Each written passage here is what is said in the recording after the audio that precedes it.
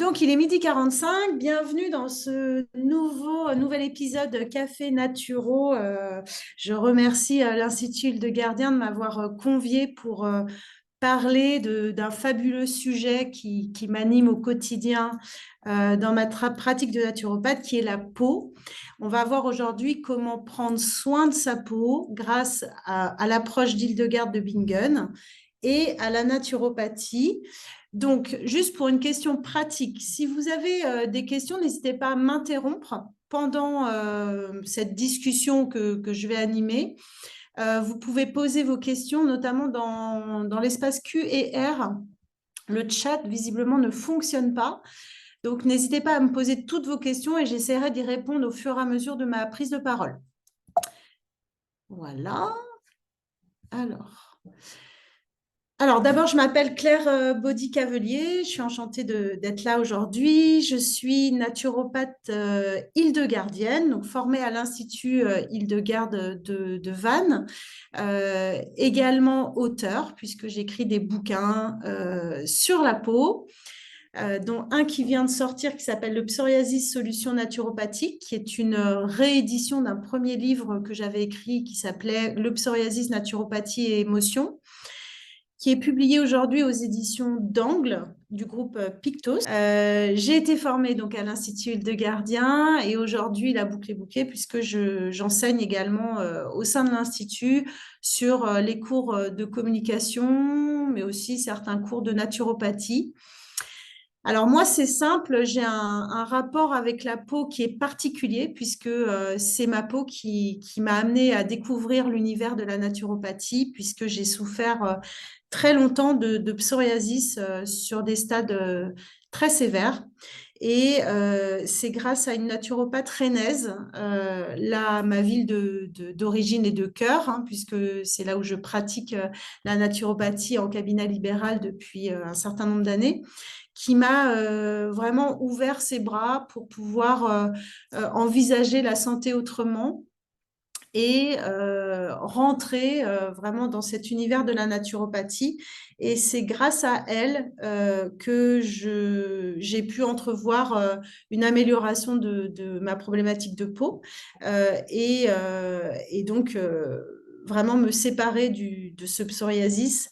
Et aujourd'hui, j'accompagne beaucoup de personnes qui souffrent de ce trouble-là, à la fois grâce à ce que j'ai traversé et à mes connaissances aujourd'hui en naturopathie.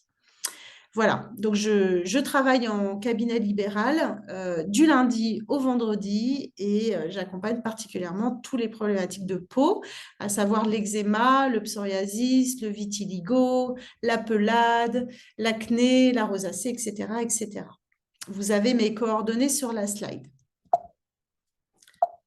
Alors, voilà. Alors, pourquoi la naturopathie? C'est une approche intéressante pour la peau. C'est que la naturopathie, elle offre une approche qui est vraiment multidimensionnelle et un grand mot qu'on utilise en naturopathie, c'est l'approche holistique. L'approche holistique, c'est de prendre en compte toutes les sphères de l'être humain, que ce soit son corps physique, son corps psychique et son corps émotionnel, puisque c'est l'ensemble de ces corps qui permettent de trouver un équilibre de vie, un équilibre physiologique et de conserver notre force vitale. Alors la force vitale, c'est une grande notion en naturopathie puisque c'est ce qui fait qu'on est en bonne santé. Aujourd'hui, accompagner quelqu'un dans une approche holistique, c'est de considérer aussi dans son entièreté, dans sa globalité. C'est aussi lui accorder de l'espace et du temps pour mettre en lien nos mots et nos mots, donc M-O-T-S, et les mots M-A-U-X. En tout cas, c'est ce que nous a enseigné Hildegard, considérée comme la mère de la naturopathie en Europe, qui ne dissocie jamais le corps du mental, de nos émotions. On va voir pourquoi c'est important, notamment sur toutes les problématiques de peau. Choisir la naturopathie, c'est évidemment se replacer au cœur des lois naturelles de la vie, puisque naturopathie, c'est le chemin de la nature, hein, le chemin de la nature qui nous amène à nous connaître nous-mêmes et également s'approcher de la cause profonde de toute problématique. Alors, Hildegarde, elle, c'est une abbesse allemande qui a ouvert cette démarche holistique à travers de nombreux aspects, que ce soit la diététique, les plantes, la musique, les pierres, et elle a consacré sa vie à reconnecter finalement l'homme à la nature et mettre en place et transmettre des conseils fondamentaux pour aider tout à chacun à retrouver sa force vitale. Alors, la peau, on dit que c'est le miroir de l'âme. C'est un organe sensoriel, hein. Ce qu'il faut comprendre déjà, c'est un organe qui est en lien beaucoup avec notre système nerveux, puisque quand le bébé se forme dans le ventre de sa maman, le dernier feuillet, qui s'appelle l'ectoderme, se met en place à la fois la peau et le système nerveux. Donc, on sait déjà, dans la genèse de l'être humain, que la peau est très liée avec nos pensées, nos émotions, notre système nerveux, notre mental. C'est aussi la peau, ce qui nous sépare de nous et des autres. C'est la jonction entre le dehors, notre environnement, et le dedans, hein, ce qu'on ressent de manière très intime. Et c'est aussi le lieu privilégié finalement de l'expression émotionnelle. Hildegarde, elle avait déjà compris ça puisque elle mettait en lien déjà les émotions avec les affections cutanées. Hein. Souvent, la peau, elle traduit aussi ce qui se passe à l'intérieur de nous. C'est quelque part un symptôme, les problématiques de peau, qui sont le signe de nos déséquilibres intérieurs, hein, que ce soit des petits boutons, la peau grasse, le teint terne, les cernes, les imperfections, parfois d'autres problématiques qui vont être plus impactantes, hein, comme l'eczéma qui peut vraiment envahir l'ensemble du corps, l'acné qui peut traduire aussi certains déséquilibres hormonaux, le psoriasis qui est très en lien avec une hypersensibilité émotionnelle et aussi une hygiène de vie. En tout cas, la naturopathie va permettre d'avoir une approche qui va être plutôt pertinente aujourd'hui et durable pour ces problématiques de peau, puisque il y a beaucoup d'études aujourd'hui qui sortent et où on se rend compte que faire de la dermatologie symptomatique, ben, parfois ça peut être très intéressant et on a besoin de la médecine allopathique. Et au contraire, moi, je mets vraiment un point d'honneur à pouvoir travailler dans ce qu'on appelle la médecine intégrative, où la naturopathie collabore avec la médecine allopathique. Mais on voit aussi que si on n'aborde pas l'être humain dans sa globalité, hein, dans tous ces aspects, bah, quelque part, de travailler uniquement sur le symptôme, eh bien, c'est souvent une approche qui n'est pas durable. OK ? Voilà, donc toute l'approche holistique de la naturopathie, c'est d'aborder, vous avez compris, hein, de comprendre les causes qui ont amené les déséquilibres cutanés et de proposer des solutions naturelles pour retrouver une peau, une belle peau sur le long terme. Alors, aujourd'hui, les problèmes de peau, en chiffres, ben, en fait, on se rend compte que ça touche énormément de monde. Un tiers des Français touchés par des problèmes de peau. Ça veut dire 16 millions de personnes en France ont des problématiques de peau, les femmes étant plus touchées que les hommes. Et ce qu'on remarque aussi, c'est que quand une femme a un problème de peau, elle en a souvent un deuxième. OK ? Presque la moitié des personnes qui souffrent d'acné ont eu un arrêt de travail. On sent déjà l'incidence physiologique, psychologique, pardon, de certaines maladies de peau, hein, dans la vie quotidienne.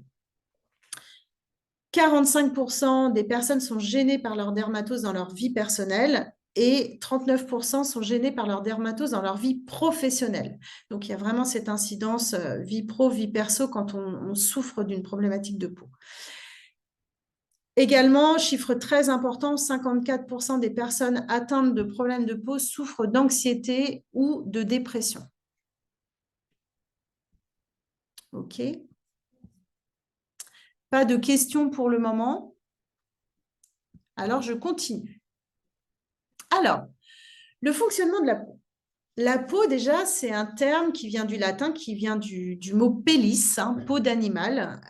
On l'appelle aussi tégument, dont l'étymologie veut dire couverture. Hein, ça nous couvre, c'est comme la peau, c'est notre carapace, hein, c'est vraiment la zone de frontière entre le soi et le non-soi.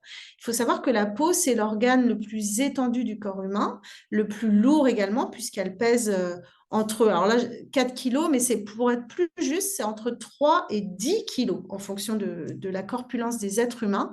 Et elle va s'étendre sur 2 mètres carrés. C'est vraiment le point de contact avec notre environnement. La peau protège notre organisme des substances chimiques, des bactéries, des rayonnements, et est là aussi pour nous maintenir à une température stable, hein, pour nous éviter de perdre des liquides et des substances chimiques essentielles. La peau, c'est 3 couches de cellules, hein. Vous avez une première couche qui s'appelle l'épiderme, qui est constituée de cellules épithéliales. Vous avez ensuite le derme, qui est un réseau de fibres élastiques. Vous allez avoir des vaisseaux sanguins, des racines de poils, des terminaisons nerveuses, des glandes sudoripares. Donc, différence entre glandes sudoripares et glandes sébacées. C'est la sueur, l'autre, c'est le sébum et des ganglions lymphatiques. Et en dessous, vous avez un espèce de matelas, hein, qui permet de nous créer un amorti pour faire face à la vie et au choc, qui s'appelle l'hypoderme et qui est constitué de tissus conjonctifs lâches et qui va être un amas de cellules graisseuses pour faire cet amorti et qu'on ne touche pas quelque part à des organes beaucoup plus importants qui sont en lien avec notre vie. La peau, elle est constamment occupée à assurer notre bien-être. La peau n'est pas une enveloppe passive, hein. La peau, elle vit, c'est un organe à part entière. On est capable de sentir, de ressentir les sensations. Elle est capable de changer, de s'adapter. Vous voyez, hein, elle fait face aussi à la pression. Elle peut s'hérisser. Elle peut avoir froid, créer des frissons. En tout cas, c'est un organe qui est vraiment vivant et qui est active, puisque elle remplit beaucoup de fonctions. Vous avez une fonction de sensation quand on vous touche, hein, quand vous touchez également. Un système de protection, c'est une barrière contre les virus, les bactéries, certains champignons. C'est un organe de communication, hein. Il ne faut pas oublier que nous sommes des animaux et qu'on communique aussi avec notre enveloppe corporelle. C'est un organe qui va nous thermoréguler, hein, réguler notre température. C'est un organe également qui respire, qui sécrète de la sueur, du sébum, qui digère certaines bactéries, qui est aussi le lieu de notre immunité. Et donc, ce qu'il faut retenir, c'est que c'est vraiment un organe formidable, puisque c'est un organe, c'est un sens. La peau, il ne faut pas oublier, et peut-être que vous ne savez pas ça, mais la peau, elle est autonome dans la sécrétion de certains neurotransmetteurs. Et elle est très en lien avec notre cerveau. Elle peut être de manière tout à fait autonome en train de sécréter certains neurotransmetteurs qui vont être en lien avec notre bien-être. OK, ou avec notre stress également.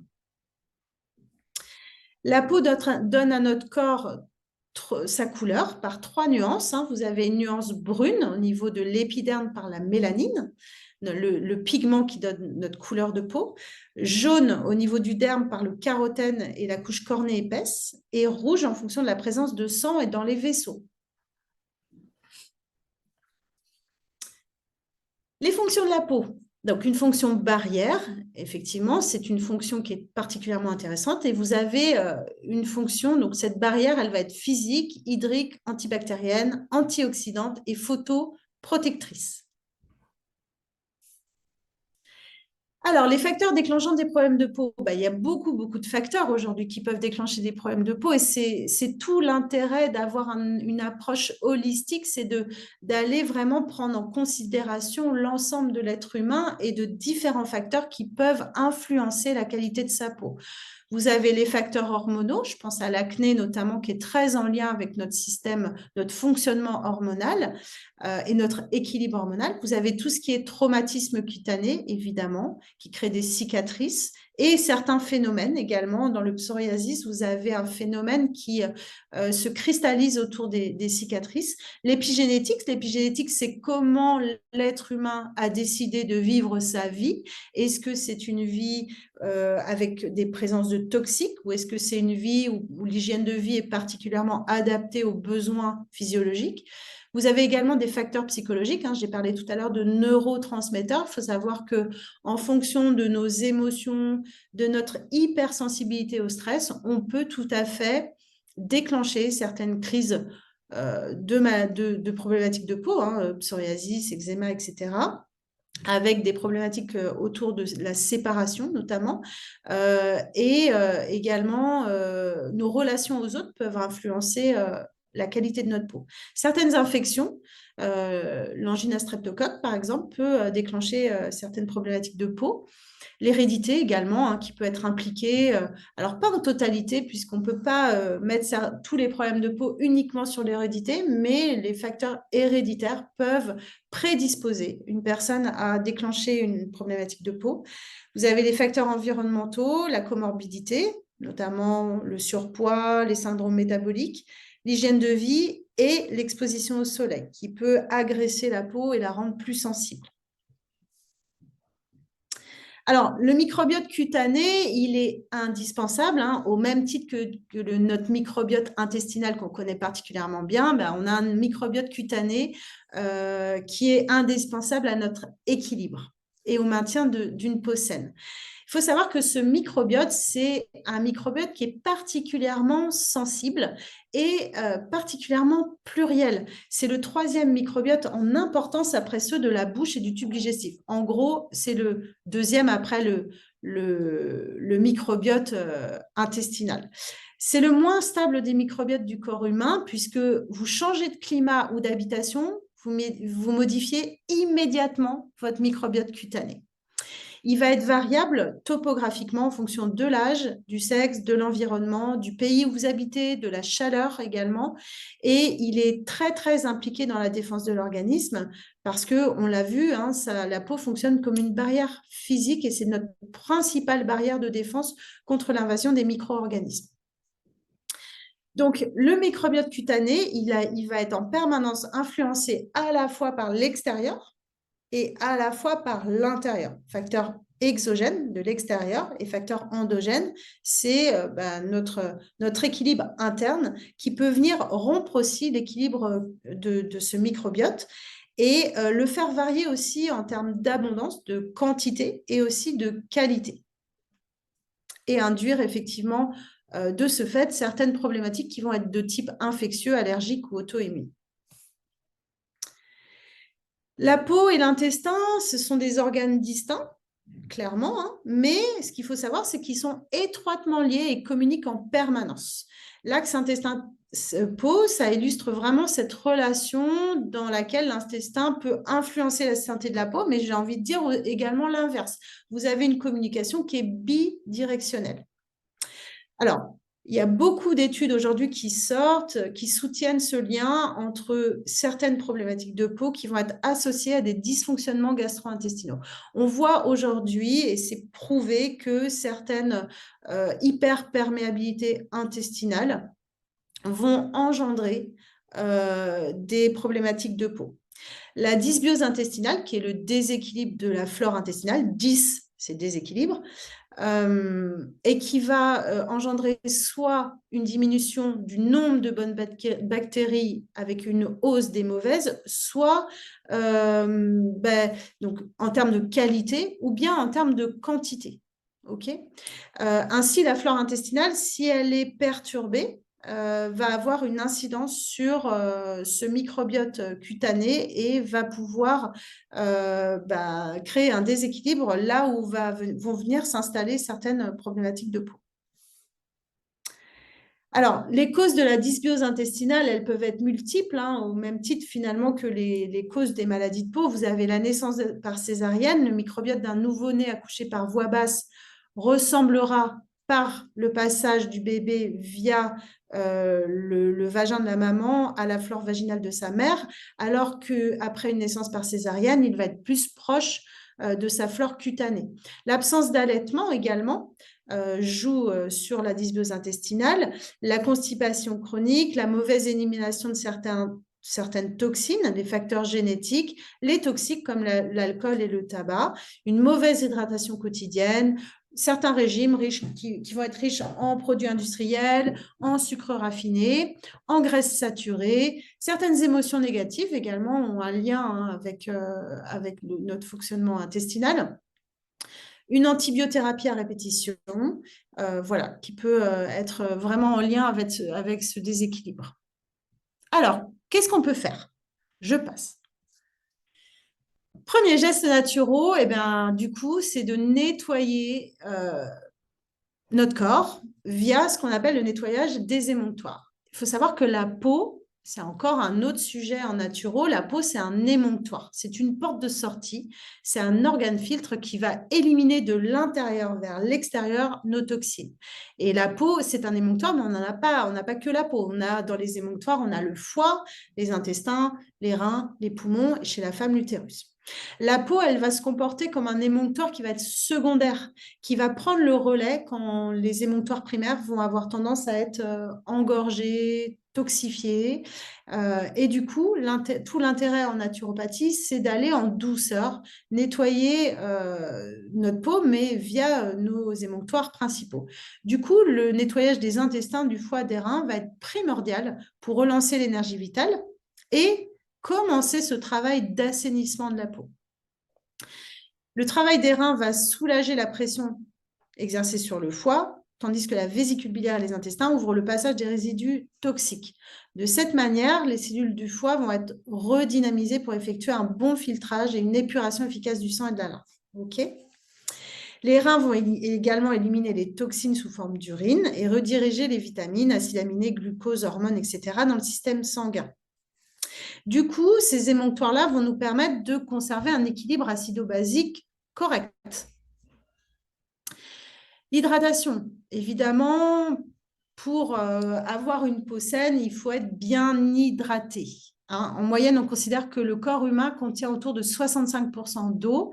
La proportion d'eau, effectivement, dépend de l'âge, du sexe, de l'état de santé. En tout cas, l'eau est essentielle à tous les processus chimiques du corps humain, puisqu'elle chasse les toxines, elle accélère le renouvellement cellulaire, elle participe au métabolisme de l'organisme, elle hydrate les tissus, elle nettoie également les émonctoires et elle aide aussi au fonctionnement intestinal. Ne jamais attendre d'avoir soif pour boire. Gardez en tête que l'hydratation, c'est environ 1,5 litre d'eau par jour. Donc, effectivement, ces besoins vont être augmentés en fonction de l'activité physique, de la sédentarité, de l'âge de la personne, etc., etc. L'équilibre acido-basique, bon, ben ça c'est une grande notion dans les problématiques du peau, puisque la plupart des problématiques de peau vont s'installer sur des terrains qui vont être acides.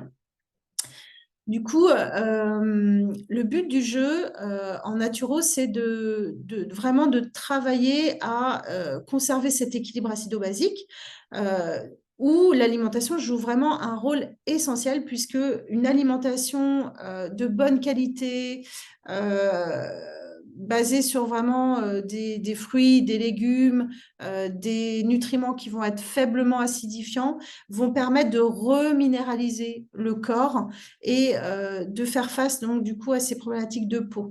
Les signes d'une acidification de l'organisme, c'est clairement des problèmes de peau, eczéma, psoriasis, acné, peau grasse, couperose, vitiligo, taches de vieillesse, tout ça, ça s'installe sur des terrains acides.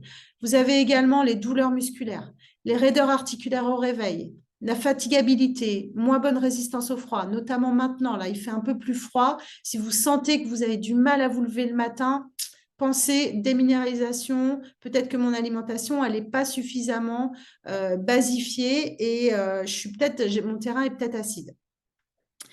Sensibilisation à la douleur, sensibilité à la douleur, fatigue chronique, épuisement du système nerveux, perte de cheveux, ongles cassants, tout ça, c'est terrain acide. Donc, qu'est-ce qu'on fait? Première chose, c'est qu'on veille à son alimentation. Et pour avoir une bonne alimentation, on va miser sur des aliments qui vont être alcalinisants. Première chose, légumes bio de saison, surtout les légumes verts qui vont être riches en chlorophylle.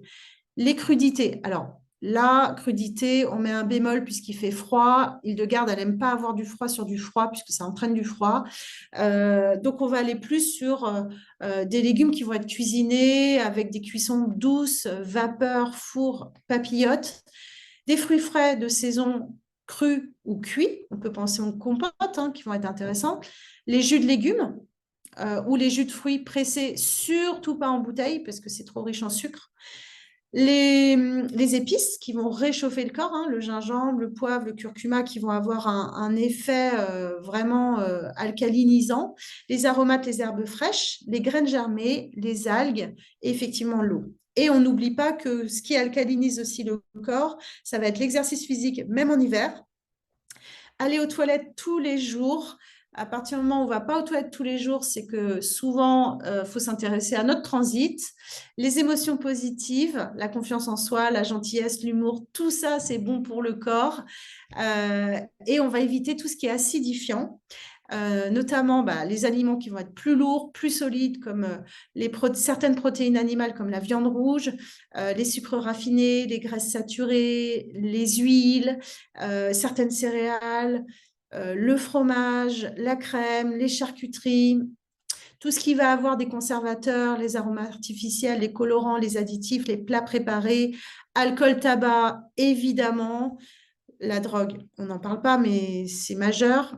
L'inactivité mentale ou physique, un être humain, c'est la constitution naturelle de l'être humain, c'est la joie.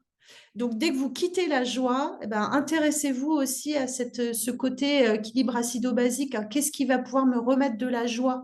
Et effectivement, les émotions négatives, c'est acidifiant. Vous avez l'insécurité, la crainte, l'inquiétude, l'anxiété, la jalousie, l'amertume, la haine, etc. Tout ça, ça nourrit les problèmes de peau. Donc, quand vous avez un problème de peau, faites de la naturo, mais soignez également votre environnement, vos émotions, cultivez les relations durables, positives, joyeuses et évitez tout ce qui est toxique. Alors, l'approche Île-de-Garde de Bingen. Donc là, je vous ai mis deux ouvrages qui sont hyper intéressants, qui ont été écrits par Monsieur Strello, qui était un disciple de l'approche Île-de-Garde de Bingen et qui a écrit deux bouquins hyper intéressants qui s'appellent Soigner les problèmes de peau selon Île-de-Garde de Bingen, que je vous invite, si vraiment le sujet vous passionne, à lire, puisque il met vraiment en lumière le lien entre les problématiques de peau et la conséquence d'un mode de vie qui est surchargé par le stress et certaines erreurs alimentaires. Hildegarde, elle dit quelque chose de très bien, elle dit quand l'âme de l'homme sent qu'elle est agressée ainsi que son corps, elle contracte son cœur, son foie et ses vaisseaux. Une sorte de brouillard s'élève autour du cœur et le plonge dans l'obscurité. Ok. Donc, dans l'approche Île-de-Garde, vous allez avoir des choses qui sont super intéressantes, comme le mélange fenouil des Alpes, particulièrement judicieux en cas d'intestin poreux. J'ai parlé d'hyperperméabilité intestinale qui est souvent en lien avec des problématiques à caractère auto-immun type psoriasis, certaines formes d'eczéma, certaines formes d'acné. Faites le lien intestin. Est-ce que mon intestin fonctionne bien? Est-ce que j'ai un transit de qualité? Regardez vos selles, les selles, premier état de santé de l'être humain. Donc, le mélange phénolique des Alpes, ça va assainir vos intestins et éliminer toutes les substances qui sont un peu résistantes, qui sont putrides à l'intérieur de votre corps. Alimentation équilibrée à base de grands épautes non hybridés. Triticum spelta, c'est vraiment la céréale d'Île-de-Garde. puisque c'est une céréale qui va être particulièrement intéressante, notamment sur le lien cerveau-peau. Le grand épaule non hybridé est très riche en tryptophane, qui va être précurseur de la sérotonine. Et la sérotonine, il ne faut pas oublier qu'elle est synthétisée au niveau intestinal. Donc, si vous avez des intestins qui ne fonctionnent pas bien, vous ne sécrétez pas, vous ne fabriquez pas de sérotonine. Voilà, donc grand épaule non hybridé, fruits et légumes, épices, aromates, tout ça, ça va être une grande source de reminéralisation pour l'organisme. Donc là, je vous ai mis des exemples. Vous pouvez le matin faire un abermus d'épeautre, vous pouvez boire du café d'épeautre. Le midi, on aura des grains d'épeautre, des pâtes à l'épeautre, tout ça. Si vous recherchez des produits, vous avez la boutique Hildegardienne à l'Institut Hildegardien qui vend en fait ce genre de produits, donc qui peut être super intéressant. Tout ce qui est fruits et légumes de la joie, effectivement, qui va venir alcaliniser les émotions et le corps. La compote de pommes aux graines de pavot sera remarquable dans les problèmes de démangeaison cutanée. Dans les épices, vous avez le galanga qui possède des propriétés calmantes, le pyrètre qui va vraiment nettoyer le corps des toxines. Hildegarde dit qu'elle produit un sang de qualité.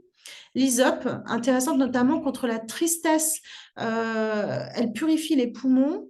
La tristesse, elle est très en lien dans l'eczéma, puisqu'on parle souvent de séparation dans la vie de l'eczémateux, mais il y a aussi une détresse profonde liée à une séparation d'avec soi.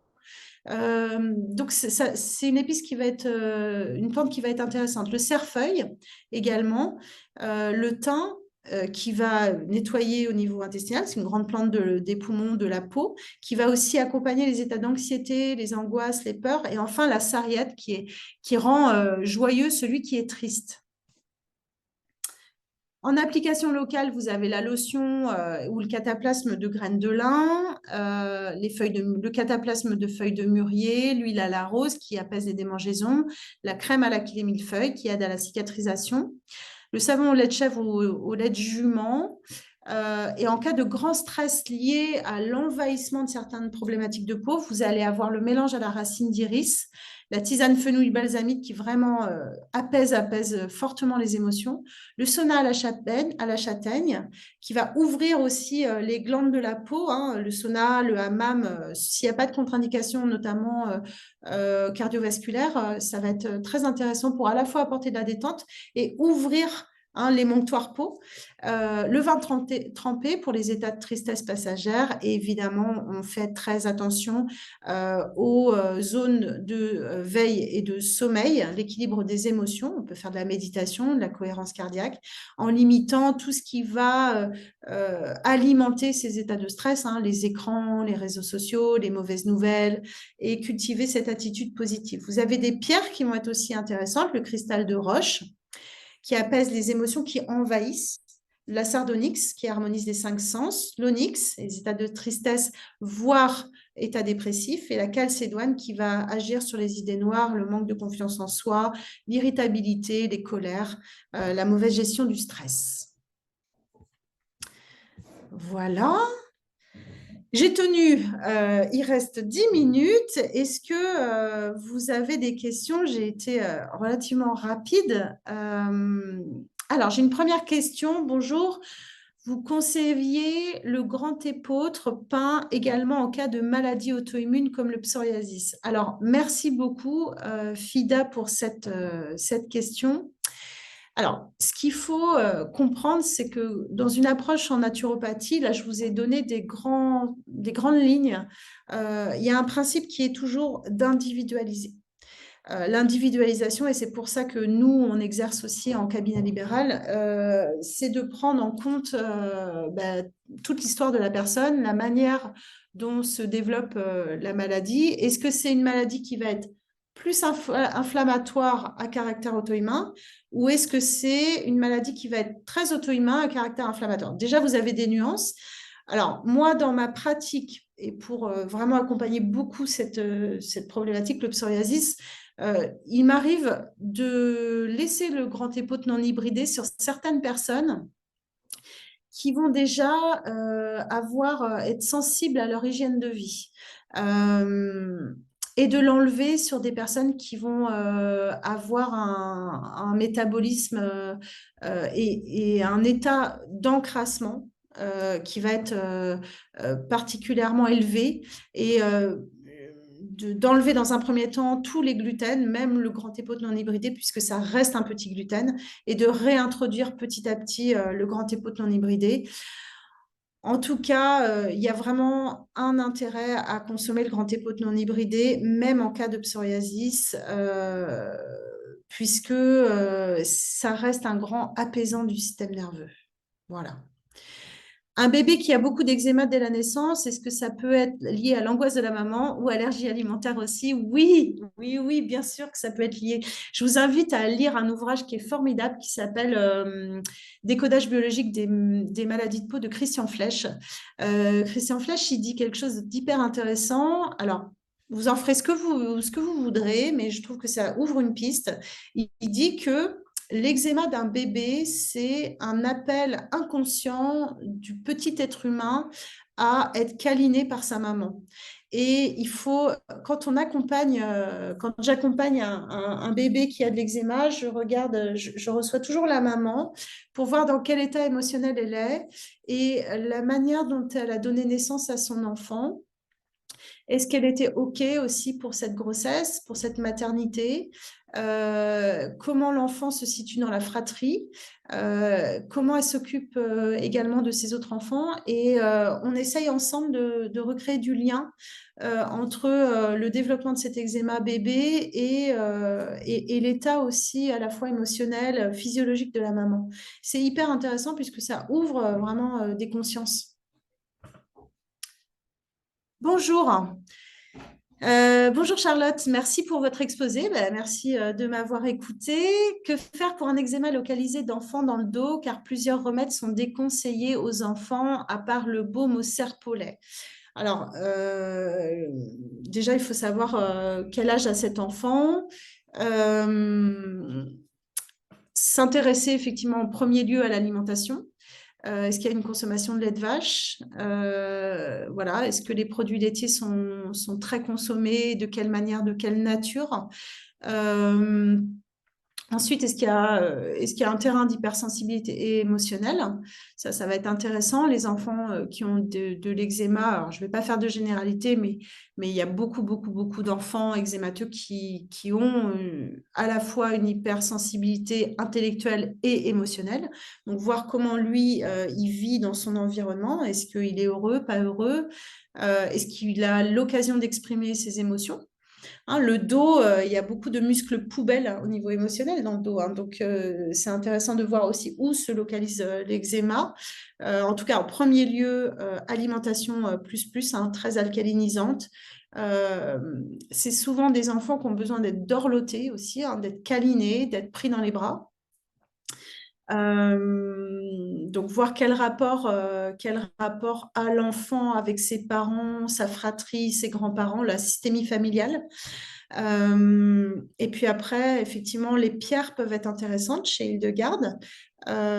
Certaines épices, vous pouvez tout à fait intégrer des épices dans votre alimentation, les herbes fraîches. Voilà, globalement.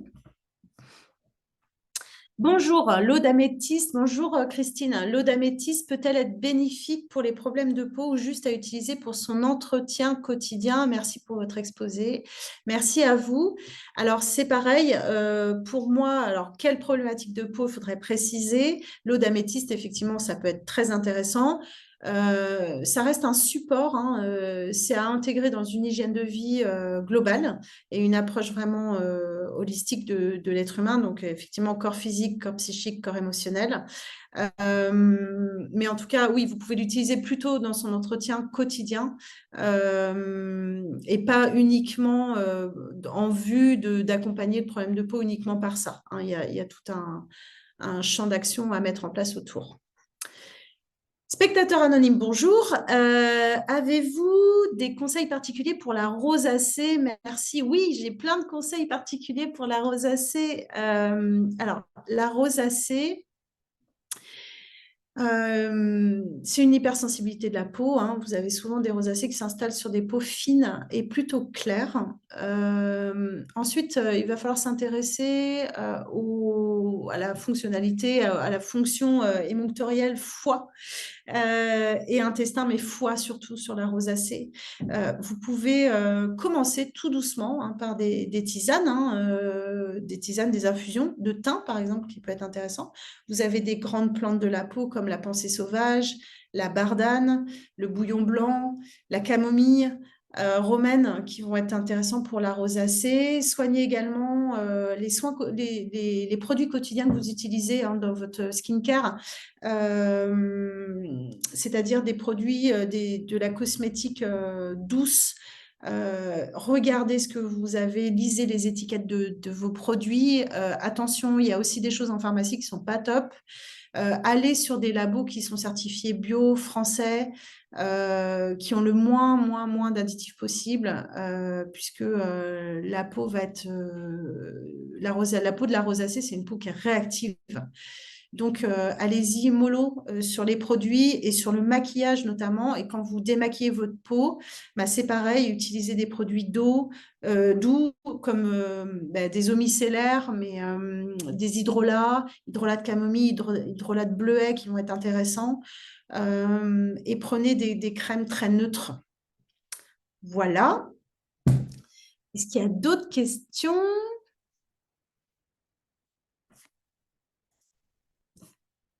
Bah, écoutez, il est 13h26, il me reste 4 minutes, donc n'hésitez pas, je prends encore une ou deux questions si vous voulez. Alors, allergie alimentaire, oui. Alors oui, effectivement, un bébé qui a de l'eczéma dès la naissance, allergie alimentaire, on peut s'y intéresser, et c'est souvent le lait de vache. Hein, donc, faites le lien eczéma du bébé et de l'enfant, très en lien avec les produits laitiers et le lait de vache.